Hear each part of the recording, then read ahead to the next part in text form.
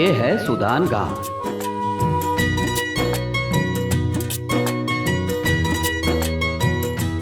और ये रहा गामा पहलवान का घर।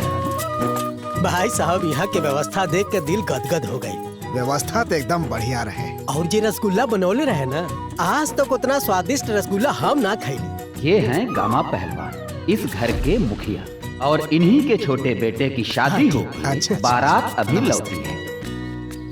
अरे किसना बेटा? अरे जी बाबूजी। अरे सामान उतरवाओला की नहीं? थोड़ा सा बाकी बाबा उतार देबे। अरे जल्दी करा, गड़िया छोड़े के बना। और ये हैं इनके बड़े बेटे लाखन। लाखन की दुविधा ये है कि एक काम के आगे दूसरा काम भूल जाते। और ये है उनकी बीवी कामिनी। आला पे साड़ी के बैग रखल बा, चल के उतार दीता। हाँ। अरे गड़िया छोड़े के बना कहाँ? हो जाए बाबूजी। हमार बात लेट से सुनाई देवेला का? अरे हम तोहरा आगे केहू के भला बात सुनी ला का? चला। सॉरी का देवर जी, बियाह भइल ना कि टगमगाए लगनी? भाभी तू देवर भाभी फिर शुरू हो गया लोग। हाँ, का पहलवान जी, शादी होते ही घर में घुसे लगला? भाभी कुछ बोलो तो। दूल्हे से तो आपने मिल लिया, अब हम मिलवाते हैं इनकी दुल्हनिया से।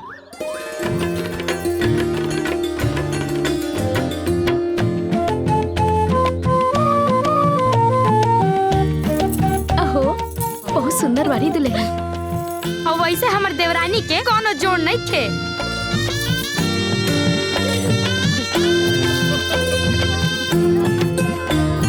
नजर ना लगे, बड़ी सुंदर बाड़ी राउत पतो, इनकर कोनो जोड़ नहीं खे। हाँ ता अम्मा जी, पतो तो बीच के लिए आइल बाड़ू। पूरी गांव में इतना सुंदर पतो केहू के नहीं खे। सुनील देव बबुआ के तो भागे खुल गए। अरे सुना, सुनील के दुल्हन के ना भाग खुलल बा। दुल्हन भागशाली बाड़ी, सुंदर बिया। तो सुनील नामी गिरामी पहलवान बाटे। जिला जवार में अकेले सुशील पहलवान नाम बाटे। हमरे भतीजवा के कमत अकी ह। अरे हमर देवरानी भी केहू से कम बाड़ी थोड़ी जो। जैसे हमर देवर जी के पहलवानी में नाम बाटे, और वैसे हमर देवरानी के पढ़े लिखे में कोनो जोड़ नहीं थे। अरे पूरा गांव जवार में खोज ली है, ऐसा पढ़ल लिखल पतो केहू के ना हुई। अरे तो का मतलब बा ए बहिनी, ई गांव में पढ़ल लिखल के का फायदा बा? एक गांव के नाम बा अंधेर नगरी। जे गांव में कहल जाला ना, अंधेर नगरी चौपट राजा, टकासेर भाजी टकासेर खाजा, तो उहे नु हाल बा। ई गांव में चाहे अनपढ़ आवे चाहे पढ़ल लिखल आवे, यहाँ तो आके चौके बर्तन करे के बा ना। हमारे इनकरा के नौकरी मिल जाई। अरे चुप करा तू लोग ये जो दुल्हन के देखे आइल बाड़ू कि पंचायती करे आइल बाड़ू? चलो चलो चलो चलो।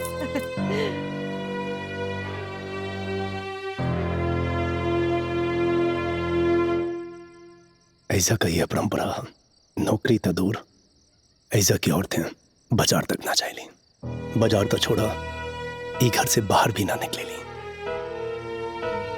बाकी ये तो गलत बात बना जी। दुनिया कहाँ से कहाँ पहुंच चुकल बा। बाकी गांव के लोग अभी भी पुराना ख्यालात के लेके ढो रहल बाड़े। औरतन के परंपरा के बेड़ी में जकड़ के रख ले बाड़े। अरे ना, हमने लोग औरतन का बड़ा सम्मान कर ली जा, बस यही ले पर्दा में रखल जाला। एकरा के सम्मान ना, शोषण कहल जाला। समाज में स्त्री पुरुष सबके समान अधिकार बा, समान सम्मान भी तो मिले के चाहिए। अरे तू तो शास्त्रार्थ पढ़े लग लो। और ना तका, सही के सही और गलत के गलत बोले में कोनो गलती नहीं खे। भेड़ चाल चलल कहाँ के बुद्धिमानी बा। देखे हमरो कितना अरमान रहे, पढ़ लिख के अपना ससुराल आइल बनी, हमू नौकरी करब, आपके हाथ बटाइब।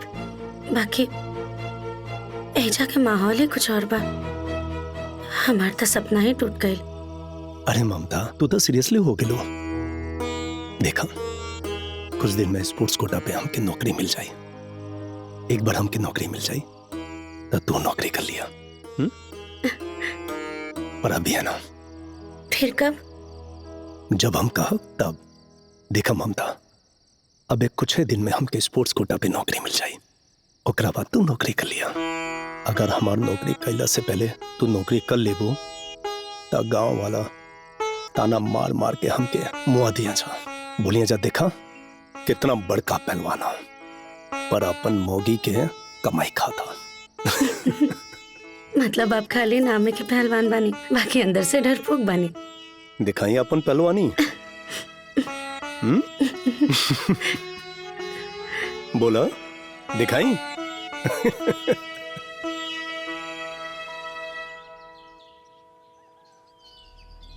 दंगल दंगल दंगल, जौनपुर दंगल। सुनी सुनी सुनी रउआ लोग ध्यान दी, हर साल की तरह इस साल भी सुरहन गांव में कारे देव बाबा के मैदान में 21 मार्च से लेके 24 मार्च तक दंगल होई। पहलवान आवत बड़े हरियाणा से हरिहर, पंजाब से केसरी और भोपाल से सूरमा। शाबाश शाबाश बेटा। कुश्ती होखी अपने गांव के आन बान शान सुशील पहलवान के साथ। कहे कि ई बेर अपने प्रदेश के अलावा बाहर के पहलवान भी आवत पड़े। हरियाणा से हरिहर, पंजाब से केसरी और भोपाल से सूरमा। हाँ वो सूरमा जे कबो हारा उनकर कुश्ती अपने गांव के आन बान शान। सुन ले बानी की सुरमा भोपाली बड़ा अच्छा लड़ाका बा, संभाल पैबा ना।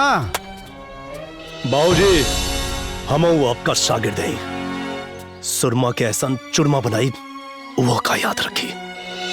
हाँ ओके लागे के चाही कि तू गामा पहलवान के बेटा बाड़ा।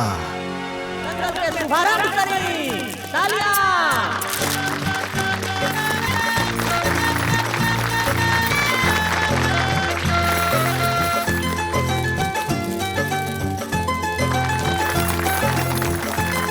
पहली जोड़ी सुरहन से राणा पहलवान, मरहन से मोती पहलवान।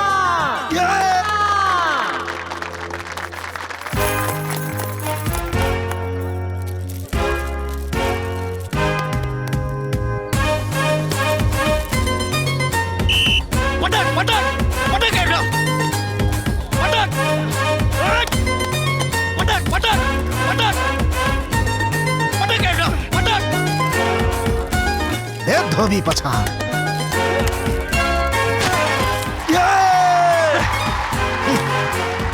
अगला गांव के पहलवान अखाड़ा में आ जाए।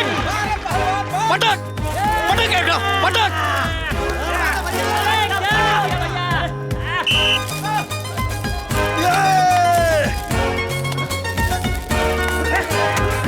पटक पटक पटक।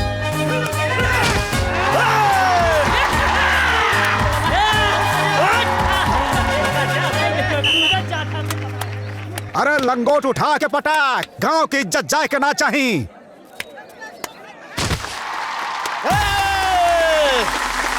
अगला मुकाबला हरियाणा के हरिहर और सुरहन गांव के सुशील पहलवान से होगी।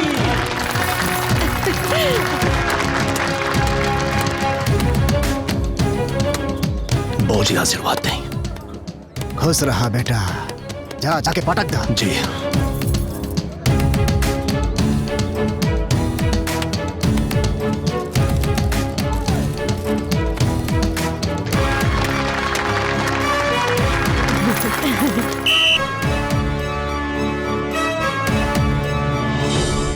हाँ लगाओ धोबी पछाड़।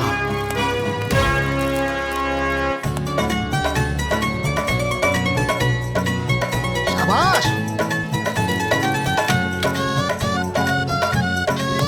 हाँ ही भइल दबा।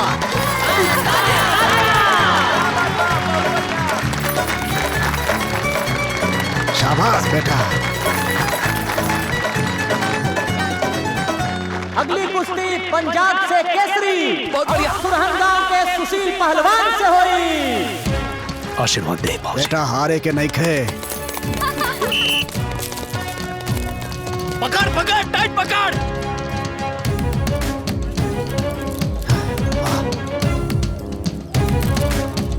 पटक पटक। वाह बहुत बढ़िया। विजेता है हमारे सुशील पहलवान।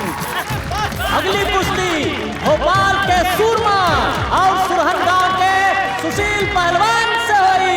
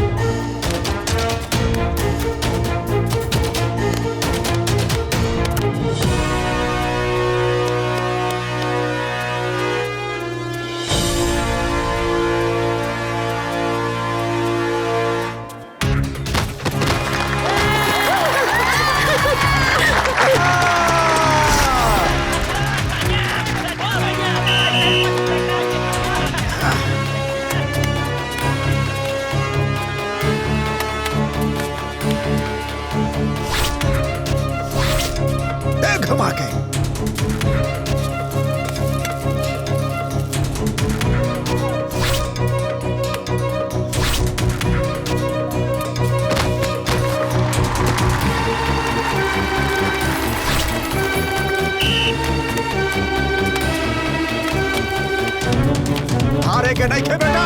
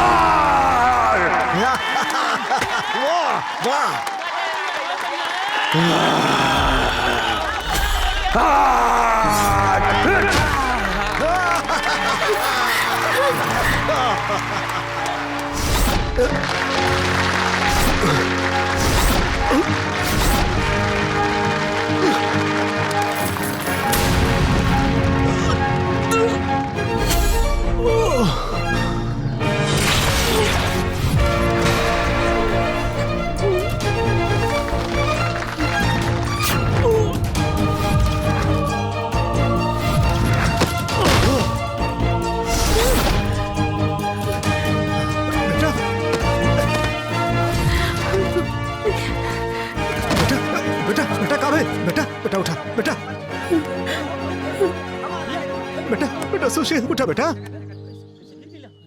बेटा उठा उठा बेटा बेटा बेटा उठा हाँ?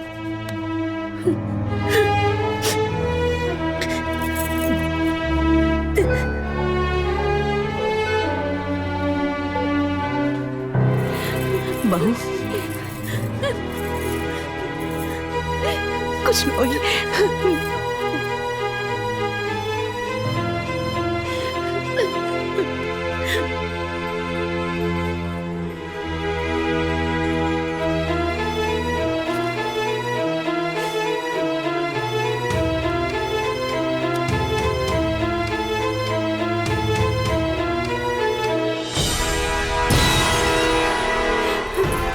डॉक्टर साहब सुशील ठीक बा? देखिए भारी वजन उठाने से उनकी गर्दन और कमर की नस डैमेज हो चुकी है।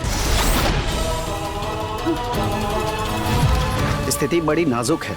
अगर 1 महीने में होश में आ जाते हैं तब तो ठीक है, नहीं तो कुछ कहा नहीं जा सकता। 1 महीना? डॉक्टर साहब हमारा बेटा ठीक हो जाए ना? देखिए एक तरह से वो कोमा में चले गए हैं। देखिए सुन सकते हैं, देख सकते हैं, पर बोल नहीं सकते और ना ही उठ सकते हैं। मैंने इलाज शुरू कर दिया है, अब देखते हैं क्या होता है।